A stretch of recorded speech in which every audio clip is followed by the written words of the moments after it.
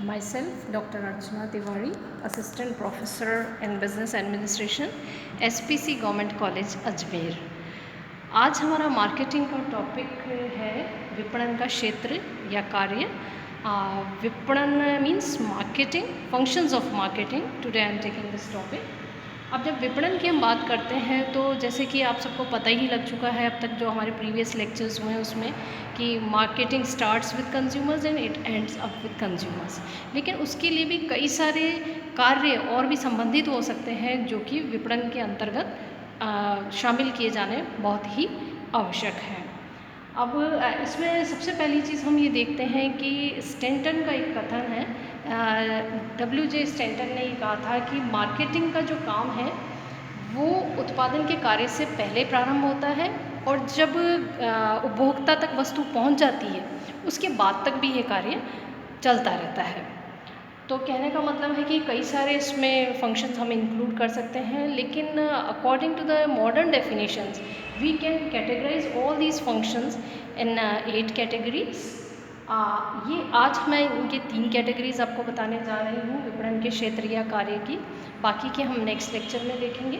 तो इसमें पहला आता है हमारा बाजार विश्लेषण कार्य। बाजार विश्लेषण कार्य या market analysis function of marketing.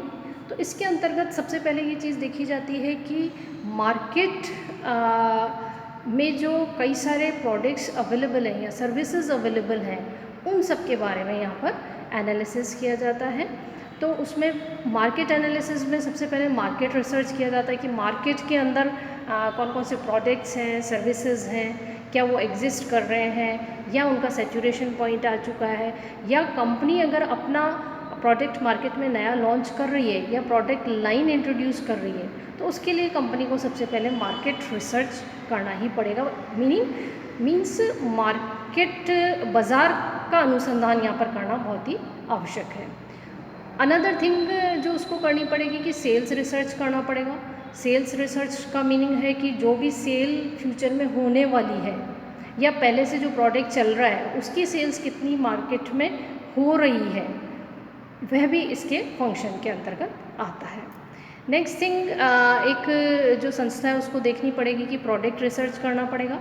Product research करना पड़ेगा इसका तात्पर्य है कि जो प्रोडक्ट मार्केट में लॉन्च किया जा रहा है या ऑलरेडी चल रहा है उसकी एग्जिस्टेंस कहाँ पे है, कौन सा लाइफ साइकिल का कौन सा स्टेज वहाँ पर चल रहा है, साथ ही साथ प्रोडक्ट के बारे में उपभोक्ताओं की क्या रुचि है यह कार्य भी देखना पड़ेगा, क्योंकि उपभोक्ता के अकॉर्डिंग ही प्रोडक्ट का मार्केट में लॉन्च सफल है या असफल है उस पर डिपेंड करेगा।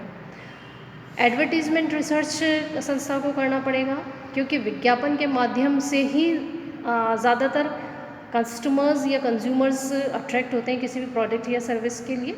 तो एडवर्टीज़मेंट का कौन सा मोड होगा तो ये भी देखना एक इम्पॉर्टेंट फंक्शन हो सकता है मार्केटिंग का।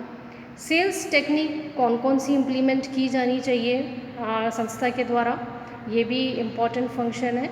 एक्सपोर्ट मार्केटिंग क्या फ्यूचर में उससे रिलेटेड फैसिलिटीज़ रहेंगी या पॉलिसीज़ रहेंगी, प्रोसीजर क्या रहेगा, तो यह भी देखना एक इम्पॉर्टेंट कार्य हो सकता है।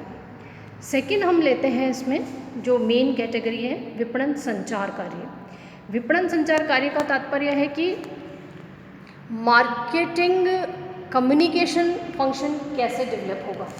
मार्केटिंग कम्युनिकेशन फंक्शन के लिए ये देखना पड़ेगा कि कम्युनिकेशन के कौन से मेथड अपनाए जाने चाहिए, क्योंकि marketing is not one way communication process, it is always a 2 way communication process. तो उसमें एडवर्टीज़मेंट एक इम्पॉर्टेंट रोल प्ले करेगा। क्यों करेगा? क्योंकि एडवर्टीज़मेंट के थ्रू ही कस्टमर्स को प्रोडक्ट या सर्विसेज के बारे में जानकारी दी जाएगी।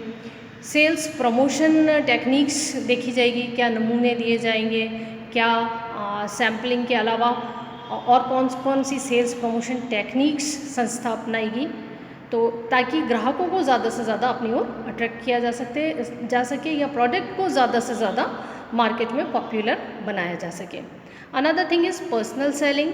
अगर कंपनी अपना प्रोडक्ट लॉन्च कर रही है तो उसमें कौन सी सेल्स टेक्निक वहाँ पर यूज़ की जाएगी, पर्सनल सेलिंग किया जाएगा, डायरेक्ट मार्केटिंग किया जाएगा, which ever will be beneficial for the company उसके अकॉर्डिंग डिसीजन लेगी। मार्केटिंग रिसर्च किया जाएगा, ओवरऑल जो इन्वायरमेंट है मार्केट का उसका यहाँ पर स्टडी की जाएगी। Then suggestions will be invited from the side of the customers, क्योंकि हम जैसे कि कह रहे हैं कि 2 वे कम्युनिकेशन है, तो इट इज़ नीडेड कि सजेशंस या कंप्लेंट्स है या जो उपभोक्ता है उसका की क्या राय है उसके बारे में भी विपणन को सोचना बहुत ही आवश्यक है। थर्ड इसकी कैटेगरी हम लेते हैं बाजार वर्गीकरण कार्य। मार्केट क्लासिफिकेशन फंक्शंस हो सकते हैं या मार्केट सेगमेंटेशन कह सकते हैं आप इसको एक तरह से, तो इसके भी अलग अलग बेसिसेस हो सकते हैं। तो ये बाद में पूरा एक चैप्टर है जिस पर कि हम आगे और डिस्कस करेंगे नटशेल में, क्योंकि हम ये देख रहे हैं यहाँ पर कि वास्तव में मार्केटिंग को कार्य कौन से करने पड़ते हैं या क्षेत्र क्या हो सकता है। तो उसके लिए हम देखते हैं कि जो क्लासिफिकेशन होता है मार्केट का वो जोग्राफिकल बेसिस पे हो सकता है। तो उसमें जोग्राफिकल बेसिस में आप नेशन को ले सकते हैं, स्टेट को ले सकते हैं, सिटी को ले सकते हैं, विलेज के बेस पे हो सकता है। इसके अलावा ये भी देखा जा सकता है कि उपभोक्ता जिसके लिए कि प्रोडक्ट को लॉन्च किया जा रहा है वो कौन से एरिया से रिलेटेड है।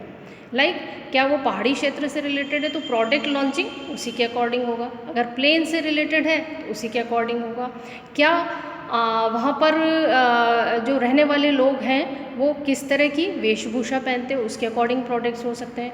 हो सकता है कि माउंटेन है तो वहाँ पर हिली एरिया है तो वहाँ पर रेंज ज़्यादा आती है तो रेनकोट की सेल वहाँ पर ज़्यादा होगी, जबकि प्लेन्स में रेंज कम आती है तो वहाँ पर रेनकोट की सेल कम होगी। तो इस तरह से जोग्राफिकल बेसिस पे हम इसको एक फंक्शन मान सकते हैं। सेकंड आता है इसमें डेमोग्राफिक में को जन्नांकी भी कहते हैं। डेमोग्राफिक मीन्स जैसे कि उपभोक्ता की आयु कितनी होगी, उसका लाइफ साइकिल कैसा है, वो अधेड़ उम्र का है, वृद्ध अवस्था वाले प्रोडक्ट वहाँ पर पॉपुलर होंगे, या वहाँ पर बच्चे की पॉपुलेशन ज़्यादा है उससे रिलेटेड प्रोडक्ट मार्केट में लॉन्च किए जाएंगे। जेंडर क्या है, मेल है या फीमेल है, उस पर आधारित हो सकता है। देन एजुकेशन लेवल क्या है, अगर बहुत अच्छा एजुकेशन लेवल है तो वहाँ पर किताबों की बिक्री ज़्यादा हो सकती है, कम एजुकेशन लेवल है तो वहाँ पर दूसरे प्रोडक्ट्स की सेल ज़्यादा हो सकती है। इनकम लेवल क्या है, कंज्यूमर्स का इनकम लेवल जैसा होगा उसी के अकॉर्डिंग मार्केट में प्रोडक्ट सक्सेस या फेलियर हो सकता है। साथ में बिजनेस ज़्यादा है या सर्विस क्लास ज़्यादा है उस पर्टिकुलर एरिया में, यह भी देखना पड़ेगा। थर्ड आता है इसमें साइकोलॉजिकल जो कि ह्यूमन बीइंग से रिलेटेड है। आपके कस्टमर्स जो है वो भी ह्यूमन बीइंग है, तो लाइफस्टाइल कैसा है कंज्यूमर्स का। अगर वेस्टर्न लाइफस्टाइल है तो वहाँ पर कपड़े जो हैं ज़्यादातर वेस्टर्न आउटफिट्स की सेल ज़्यादा होगी। पर्सनैलिटी वहाँ के रहने वाले उपभोक्ताओं की कैसी है उस पर डिपेंड करेगा। वैल्यूज़ क्या हैं वहाँ पर, क्या इंडियन वैल्यूज़ है, इंडियन कल्चर है, उसके अकॉर्डिंग जैसे कि अलग अलग फेस्टिवल्स होते हैं तो उसके अकॉर्डिंग वहाँ पर सेल दिवाली के टाइम अलग हो जाती है, होली के टाइम अलग हो जाती है। अगर वेस्टर्न कंट्रीज़ है तो वहाँ पर cell point of view different होगा। नेक्स्ट आता है इसमें बिहेवियरल। अब बिहेवियरल कैटेगरी पे हम अगर सेगमेंटेशन करें मार्केट का तो देखते हैं कि हम बाइंग ओकेजन्स कौन कौन से हैं, स्टेटस कैसा है प्रोडक्ट बेचने के लिए। अगर स्टेटस अच्छा है पर्सन्स का, ब्रांड लॉयल्टी अगर वो फॉलो करते हैं तो उस केस में पर्टिकुलर ब्रांड का जो वहाँ पर सेल होगा पर्टिकुलर प्रोडक्ट का वो वहाँ पर कंपैरेटिवली ज़्यादा होगा। तो ये हमारे आज 3 पॉइंट्स हमने कवर किए हैं। नेक्स्ट हम इसके पार्ट 2 में कवर करेंगे।